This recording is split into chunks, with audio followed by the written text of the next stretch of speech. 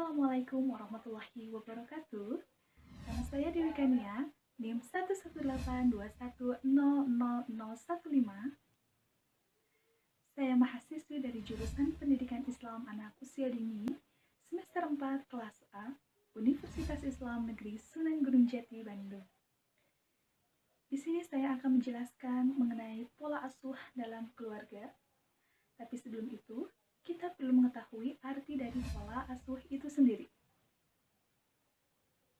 Pola asuh merupakan pola perilaku yang diterapkan oleh orang tua kepada putra-putri mereka bersifat konsisten dari kurun waktu ke waktu. Keluarga merupakan lingkungan sosial pertama yang ditemui oleh individu sejak mereka dilahirkan ke dunia ini. Lingkungan keluarga pertama itu seperti apa? Nah, lingkungan keluarga pertama itu ialah ayah, ibu, dan individu itu sendiri.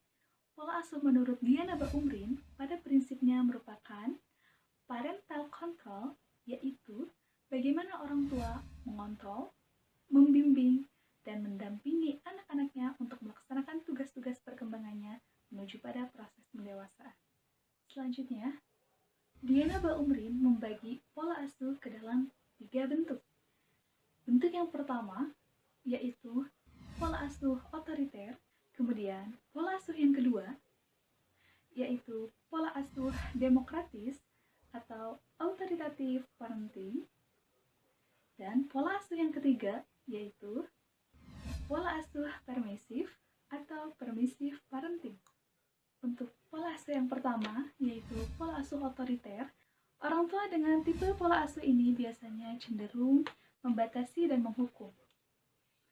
Orang tua dengan pola ini pun sangat ketat dalam membatasi batasan serta kendali yang tepat kepada anak-anak mereka. Orang tua tipe otoritas ini pada umumnya mendidik anak sebagai objek yang harus dibentuk oleh orang tua yang merasa lebih tahu mana yang terbaik bagi anak-anaknya. Anak yang diasuh dengan pola asuh seperti ini cenderung lebih penakut, kemudian kurang bahagia, minder, dan memiliki kemampuan komunikasi yang lemah. Untuk contoh lain dari pola asuh otoriter atau authoritarian parenting, mari kita simak video berikut ini. Nah, dari contoh ini kita bisa melihat bahwa seorang anak sedang dimarahi oleh sang ibu karena ketahuan bermain HP. Nah, kemudian seorang ibu ini memarahi anak laki-laki tersebut, sehingga anak tersebut menjadi murung. Seharusnya orang tua itu tidak memarahi anak secara berlebihan, karena cukup dengan diberi pengertian, anak pun akan mengerti apa yang dimaksud oleh orang tua tersebut. Kemudian, untuk pola asuh yang kedua, yaitu pola asuh demokratis atau authoritative parenting, pola pengasuhan dengan gaya ini bersifat positif dan mendorong anak untuk mandiri. Orang tua memberikan kebebasan kepada anak untuk melakukan suatu tindakan. Namun, kebebasan yang diberikan masih pada batas wajar dan batas tertentu. Orang tua dengan tipe ini pun memberikan kebebasan kepada anak untuk melakukan suatu tindakan, yang mana anak yang dihasilkan dari pola pengasuhan ini cenderung lebih ceria, lebih percaya diri, berorientasi pada prestasi, terlihat lebih dewasa, mampu mengendalikan diri. Selanjutnya, mari kita simak video animasi berikut ini. Dalam video ini terlihat bahwa orang tua yang sibuk bekerja, namun beliau pasti bisa membagi waktunya untuk bekerja dan untuk bermain dengan anak-anaknya, sehingga anaknya tumbuh menjadi anak yang ceria, periang, dan dapat bergaul dengan teman sebayanya dengan baik.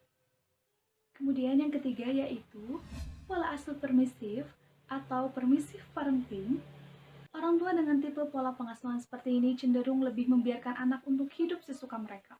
Orang tua tidak terlibat dalam kehidupan anak, sehingga anak pun diberikan kebebasan untuk melakukan apapun yang mereka inginkan tanpa pengawasan dari orang tuanya. Berbeda dengan pola pengasuhan yang demokratis sebelumnya. Kemudian orang tua dengan pola pengasuhan seperti ini tidak mempertimbangkan perkembangan anak. Jadi mereka cenderung lebih apatis terhadap apa yang dilakukan oleh anak-anak mereka sendiri. Anak yang diasuh dengan pola pengasuhan seperti ini cenderung lebih sulit untuk mengontrol emosi, kemudian lebih sulit untuk mengendalikan perilaku mereka. Kemudian selanjutnya, mari kita simak video animasi berikut ini. Dari video ini terlihat bahwa seorang ibu memperingatkan kepada anak untuk tidak membeli mainan baru. Karena apa? Karena mainannya sudah banyak.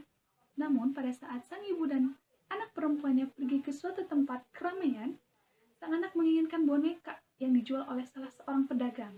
Kemudian anak tersebut merengek, marah, dan memohon-mohon kepada ibunya untuk dibelikan boneka tersebut.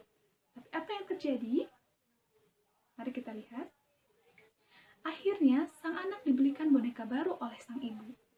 Sedangkan sang ibu tidak menepati janji apa yang telah diucapkan sebelumnya, bahwa sang anak tidak boleh dibelikan boneka baru.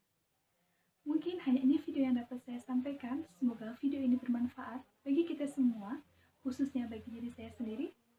Mohon maaf apabila ada kesalahan dalam penyampaian. Kurang lebihnya saya mohon maaf. Assalamualaikum warahmatullahi wabarakatuh.